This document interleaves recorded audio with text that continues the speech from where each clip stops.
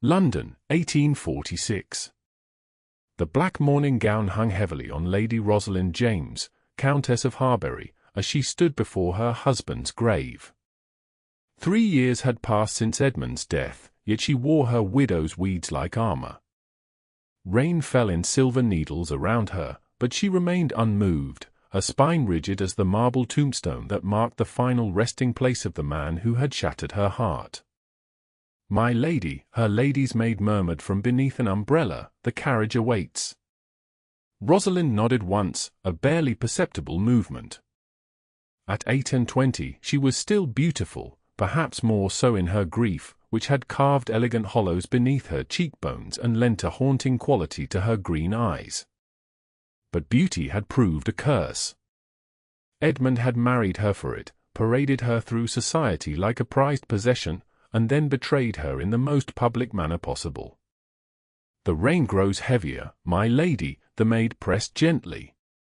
"As does my heart each time I visit," Rosalind replied, her voice carrying the cultured tones of aristocratic breeding. She laid a single white rose upon the grave, a final gesture of duty rather than affection.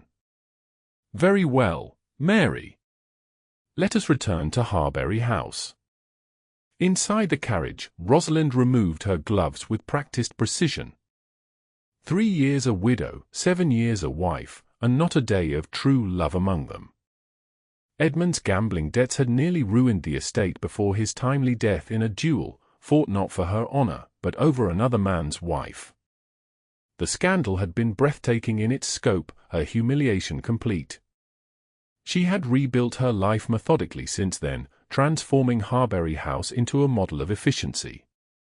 The tenants prospered under her management, the gardens flourished, and her reputation, if not for warmth, then for impeccable character, was restored.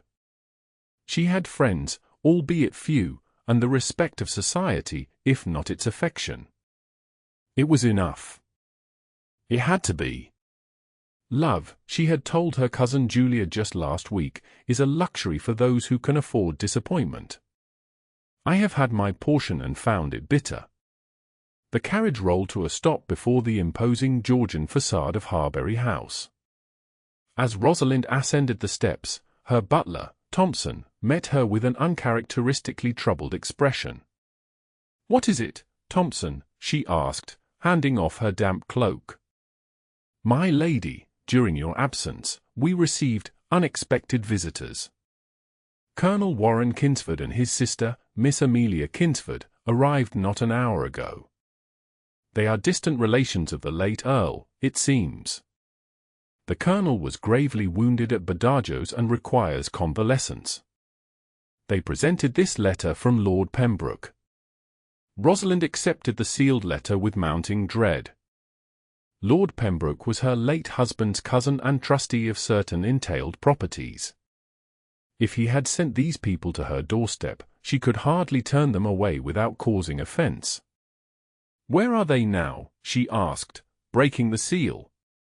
"In the blue drawing-room, my lady. Miss Kinsford seems quite agreeable, but the Colonel—" Thompson hesitated.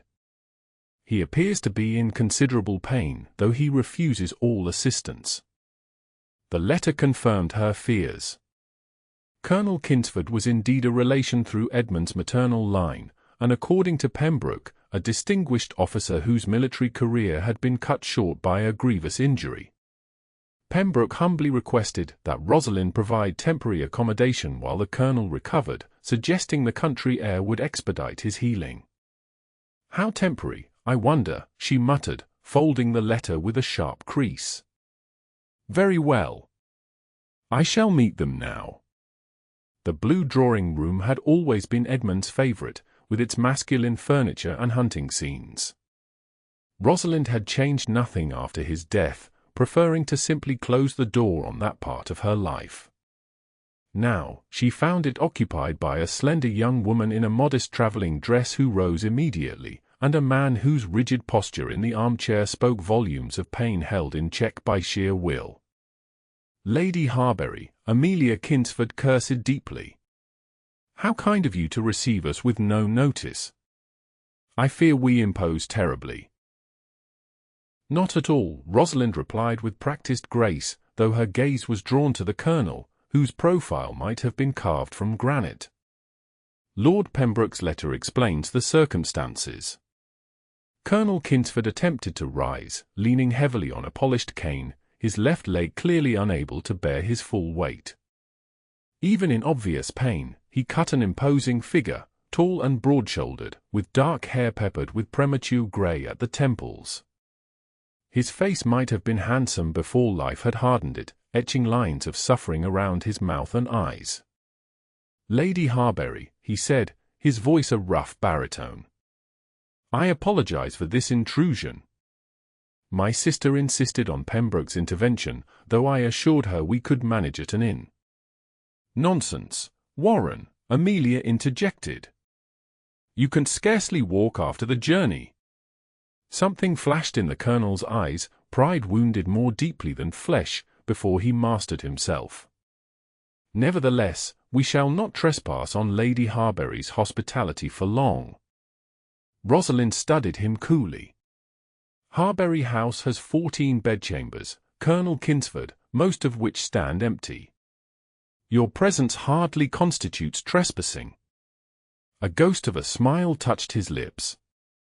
"Your generosity is matched only by your candor, my lady." Rosalind felt an unexpected flutter beneath her ribs, irritation, surely, at his presumption. "You'll find I have little use for pretense, Colonel. Now, shall I have Thompson show you to your rooms? You must be fatigued after your journey."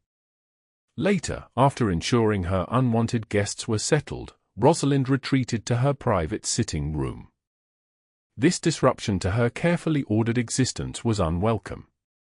Colonel Kinsford, with his wounded body and penetrating gaze, represented everything she had banished from her life: unpredictability, vulnerability, need.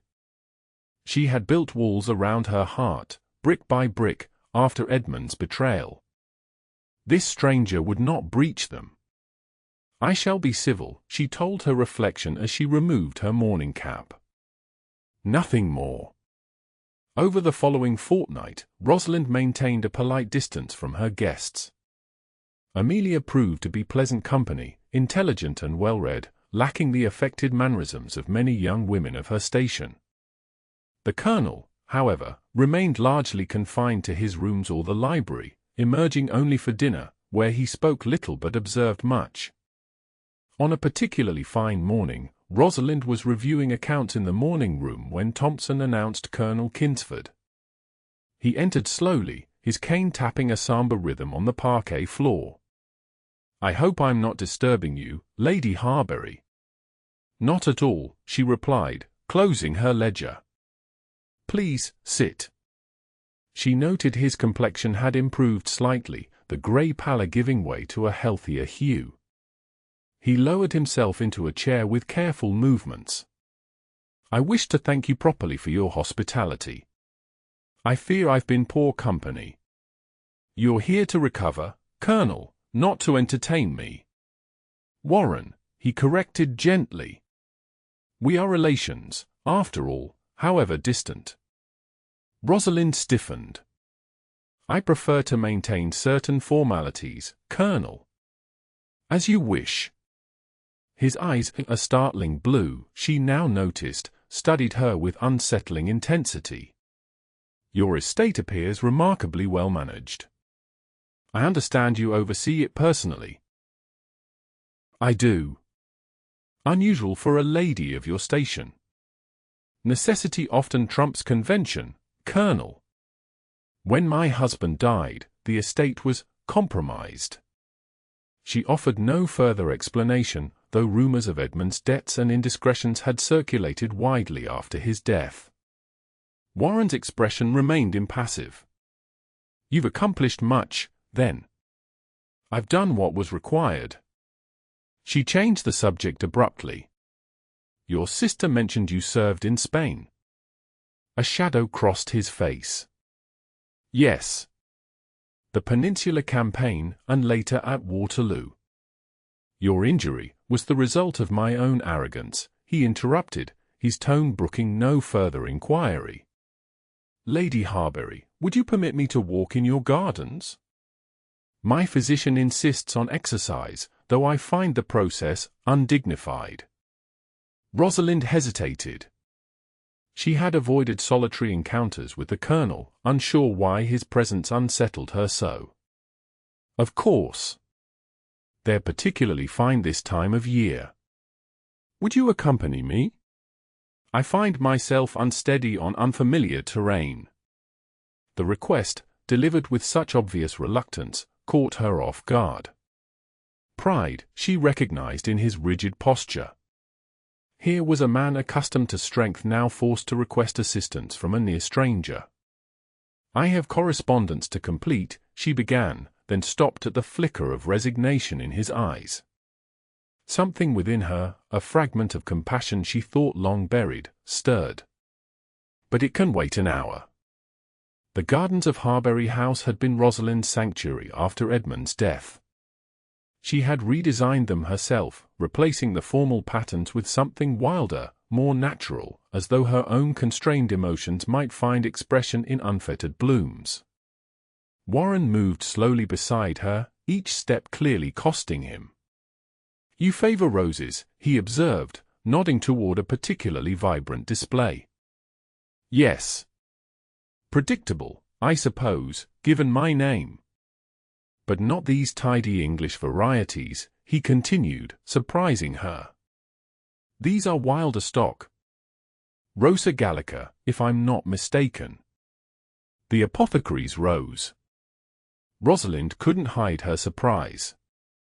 You know flowers, Colonel. A rare smile softened his features. My mother was an enthusiastic gardener. I spent many hours as a boy helping her tend her plants. She claimed it would teach me patience. His smile faded. A lesson I failed to fully absorb, to my detriment. They reached a stone bench overlooking a small pond. Warren lowered himself with a barely suppressed grimace, and Rosalind found herself asking, "What happened?" "To cause your injury." He was silent so long she thought he would not answer. Then, I led a charge at Badajos. Foolhardy, in retrospect. A French cavalry officer's sabre found the gap in my armor, so to speak. The wound festered.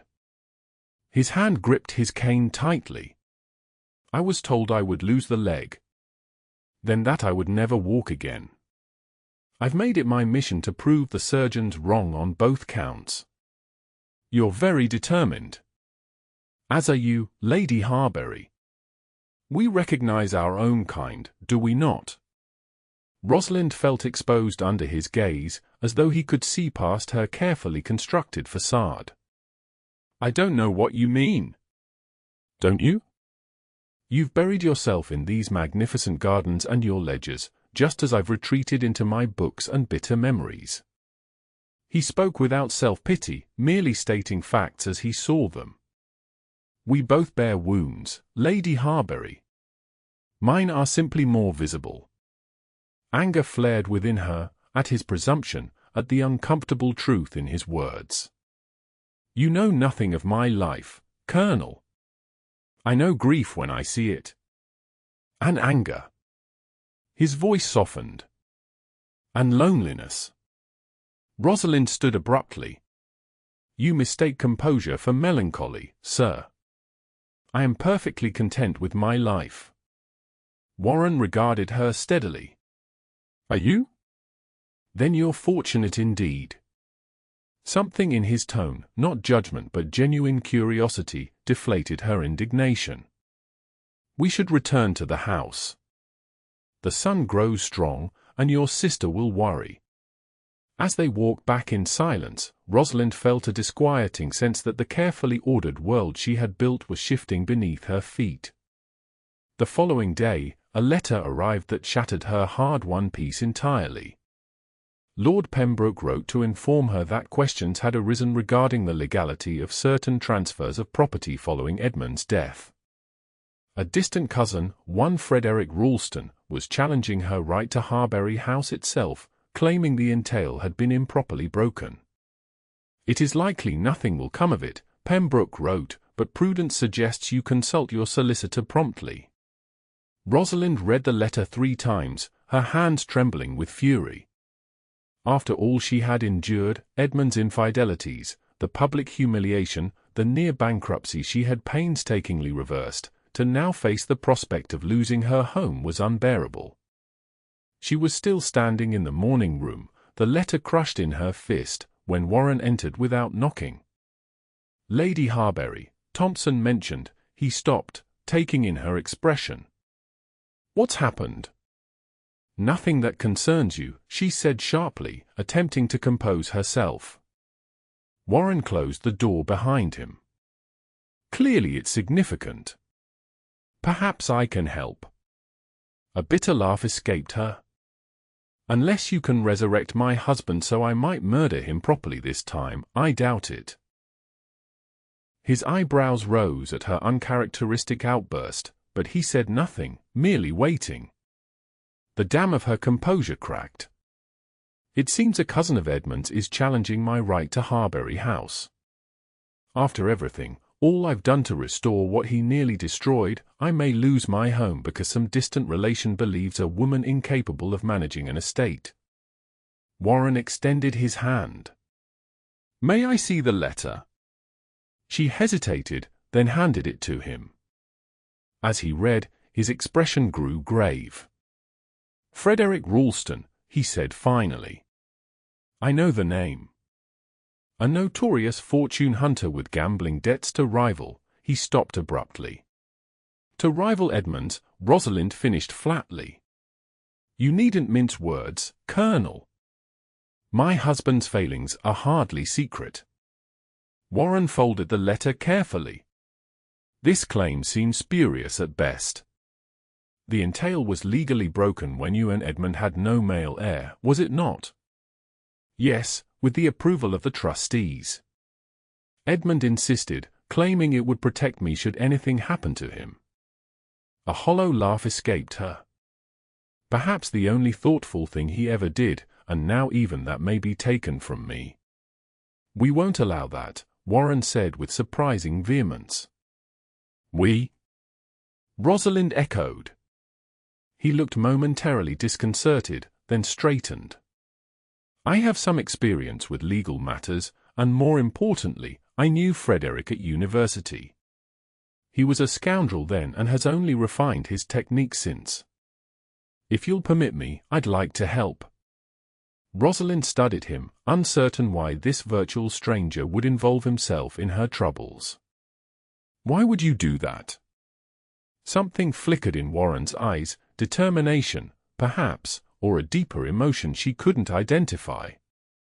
"Because injustice offends me, Lady Harbury." "And because?" He hesitated. "Because you've shown kindness to Amelia and myself when you had no obligation to do so." She wanted to refuse, to handle this crisis as she had handled all others since Edmund's death, alone, relying on no one. And yet, the prospect of an ally, particularly one with knowledge of her adversary, was tempting. "Very well," she said finally. "But I insist on being fully involved. This is my home, my future." "I would expect nothing less," Warren replied with unexpected warmth. Over the following weeks, as summer mellowed toward autumn, Warren proved an invaluable ally. His military connections and knowledge of legal precedents uncovered damning information about Frederick Ralston's financial desperation and previous failed attempts to challenge other inheritances. Their shared purpose fostered a cautious friendship. Warren joined Rosalind in the library each evening, where they reviewed documents and strategized. His mind was quick, his insights sharp, and she found herself reluctantly admiring his tenacity. "You've missed your calling, Colonel," she remarked one evening as they pored over estate maps. "You would have made an excellent solicitor." "God forbid," he said with mock horror. "I became a soldier to avoid such a fate. My father had designs on a legal career for me." "And you defied him?" A shadow crossed his face. "To my lasting regret." We never reconciled before his death. Rosalind set down her pen. I'm sorry. As am I. Warren's gaze turned distant. It's a peculiar pain to realize too late the value of what you've lost. Something in his words struck a chord within her. Yes, she said softly. It is. Their eyes met across the table, and for a moment, the barriers Rosalind had so carefully constructed seemed to waver. Warren cleared his throat. The solicitor arrives tomorrow. We should be prepared. Yes, of course, she replied, grateful for the return to practical matters.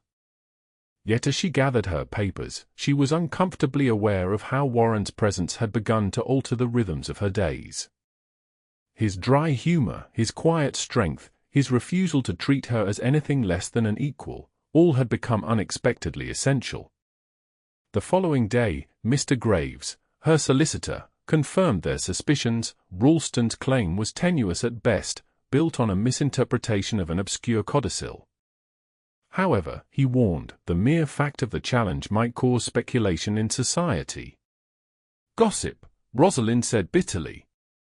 As if I haven't endured enough of that. Perhaps, Warren suggested, we might preempt such talk. Your annual harvest festival approaches, does it not? Why not use it to demonstrate the estate's prosperity under your management? Invite the neighboring gentry, including those who might otherwise listen to Ralston's insinuations. Mr. Graves nodded approvingly. An excellent strategy, Colonel. Nothing silences detractors like visible evidence of success. Rosalind considered the idea. The Harvest Festival had been a tradition at Harbury House for generations, though she had scaled it back considerably after Edmund's death. To restore it to its former glory would require significant effort and would force her back into the social world she had largely abandoned. It has merit, she admitted reluctantly. But such an event requires a host and hostess. As a widow, I would be honored to assist you, Warren interrupted. Amelia too, I'm certain. Between us, we can manage the social niceties. Rosalind found herself unable to refuse. The practicality of the plan was undeniable, and if she were honest with herself, the prospect of Warren's continued presence was not unwelcome. Very well, she agreed.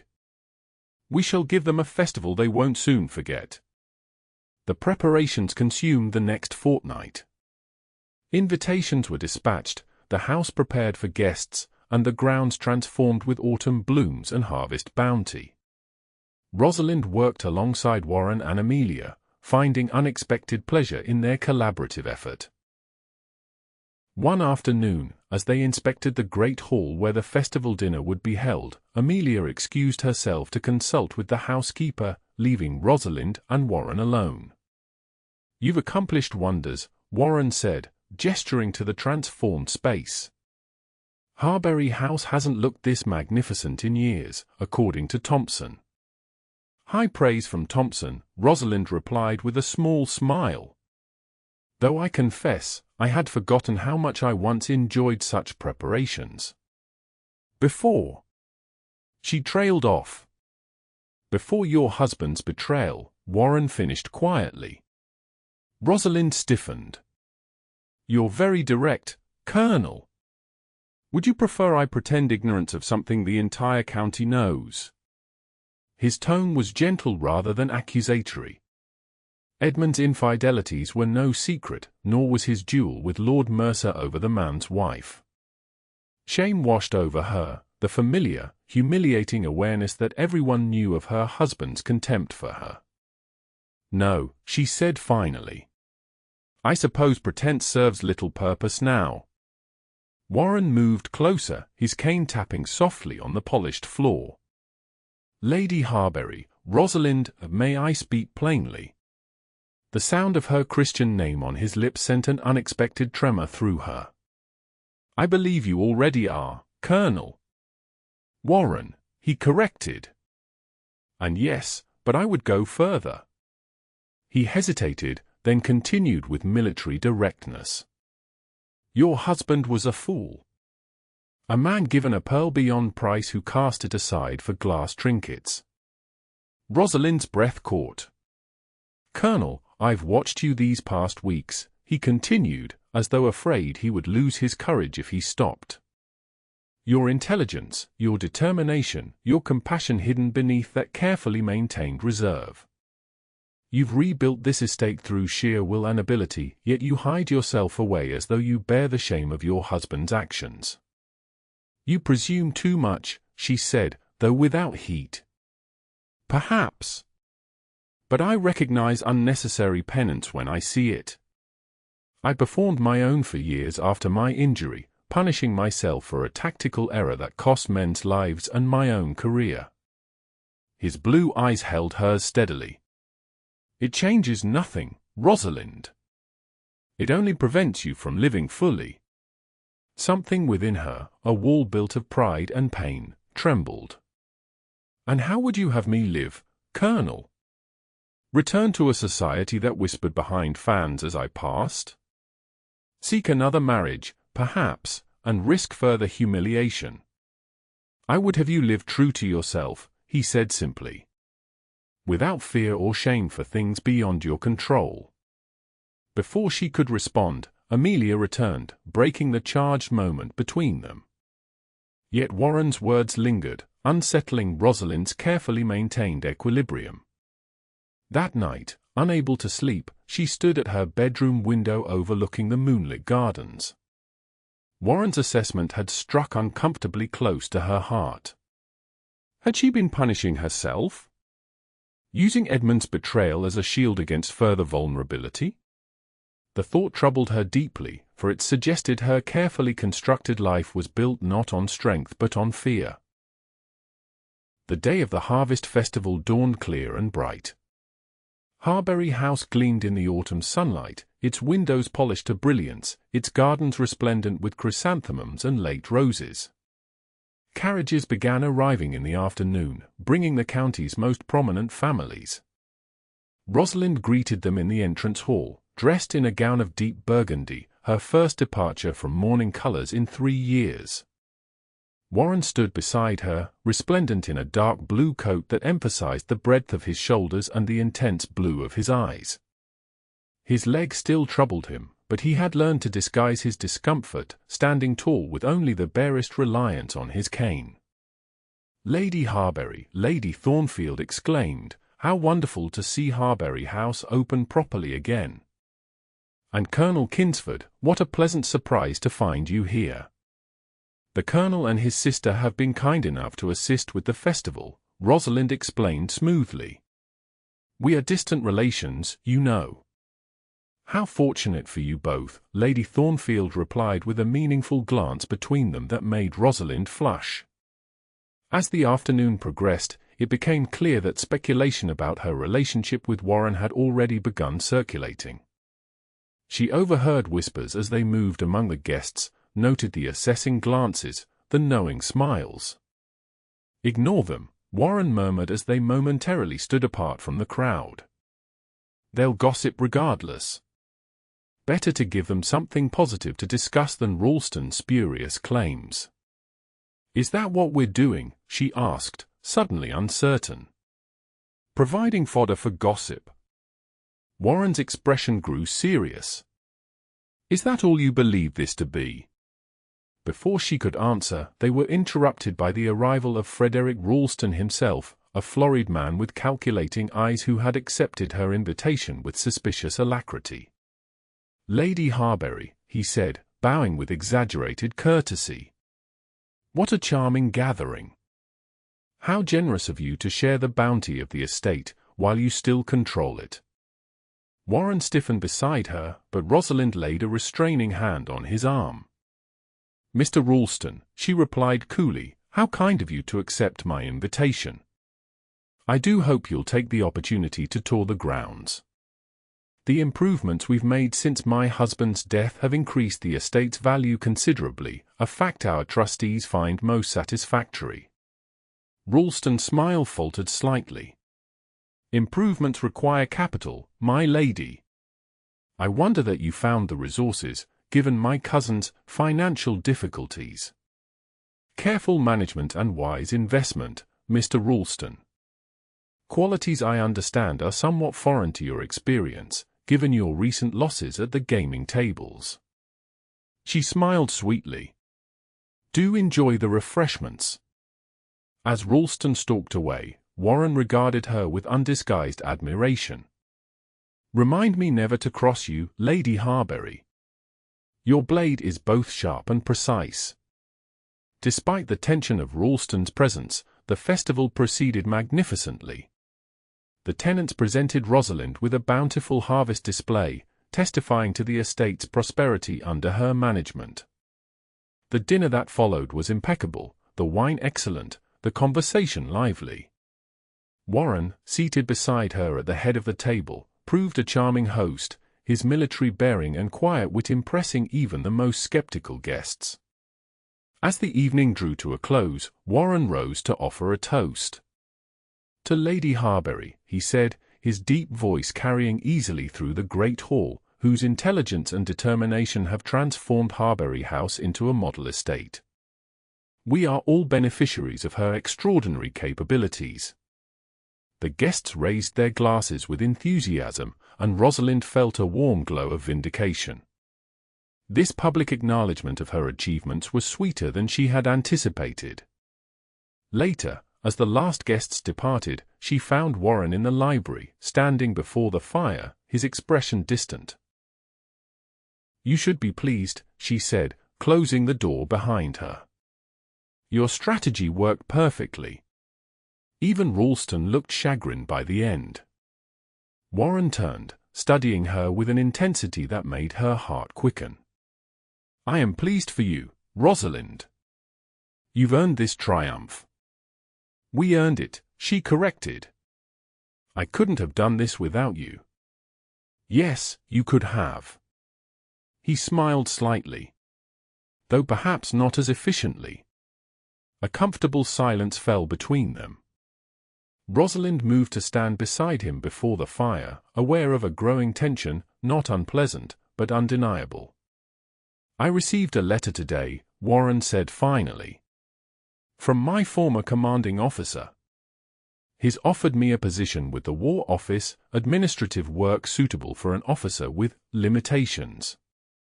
Rosalind felt a sudden chill. You're leaving, then? That depends. He turned to face her fully. Rosalind, these past weeks have been the most meaningful of my life since before my injury. Working with you, watching you reclaim your rightful place, it has been a privilege. For me as well, she admitted softly. I had forgotten what it meant to have a true ally. Warren took a step closer. Is that all I am to you? An ally? The question hung between them, fraught with possibility.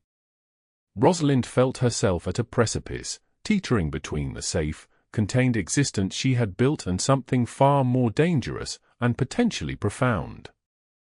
What would you have us be, Warren? She asked, her voice barely above a whisper.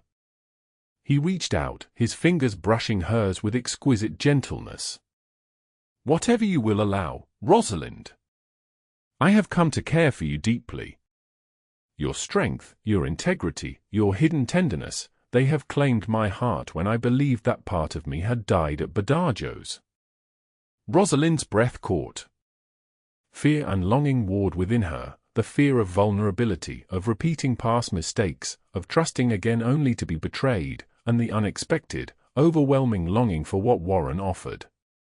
I swore I would never again risk my heart, she said, her voice trembling slightly. After Edmund, I believed love was a luxury I could not afford.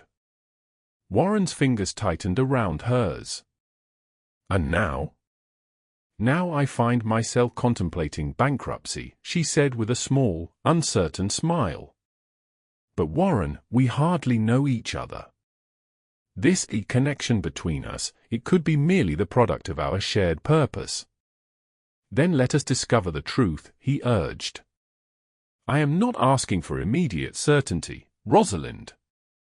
Only the chance to explore what might be possible between us. The sincerity in his eyes undid her final resistance. Yes, she whispered. I would like that very much. His smile, rare and transformative, illuminated his features. Slowly, giving her every opportunity to withdraw, he leaned forward and pressed his lips to hers in a kiss of exquisite tenderness. When he drew back, Rosalind felt as though something frozen within her had begun to thaw, a spring locked in winter's grasp finally touched by warming sun. In the months that followed, Harbury House witnessed a gradual transformation. Warren declined the War Office position in favor of remaining in the country, taking up residence in a modest property nearby. He and Rosalind worked together to completely discredit Ralston's claims, ultimately forcing him to withdraw his challenge entirely. Their courtship progressed with deliberate care. Warren understood Rosalind's need for caution, her fear of repeating past mistakes. He courted her with patience and respect, revealing himself through actions rather than grand declarations, his gentleness with the estate children, his fairness to the tenants, his unwavering support of her authority. For her part, Rosalind found herself shedding the protective layers she had wrapped around her heart. She learned to trust again, not blindly, as she had in her youth, but with clear-eyed awareness of Warren's character, revealed through 1,000 small choices and actions. They argued at times, both strong-willed and accustomed to independence, but these conflicts only deepened their understanding of each other. Warren never sought to diminish her capabilities or usurp her authority over Harbury House, and Rosalind learned to accept his support without seeing it as a threat to her hard-won autonomy.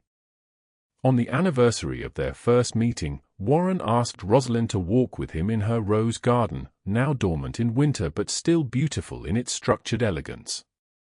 "I've been thinking," he said as they paused beside the frozen pond, "about something you once said, that love is a luxury for those who can afford disappointment."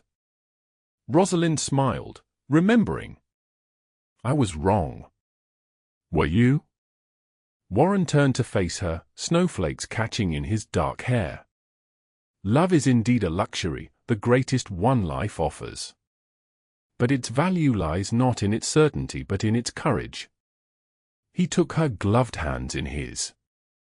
"Rosalind James, you have taught me that wounds need not define us. That pain can be transformed into strength. That trust, once broken, can be rebuilt, stronger than before." He lowered himself to one knee, grimacing slightly at the pressure on his injured leg but refusing to let it deter him. "I love you."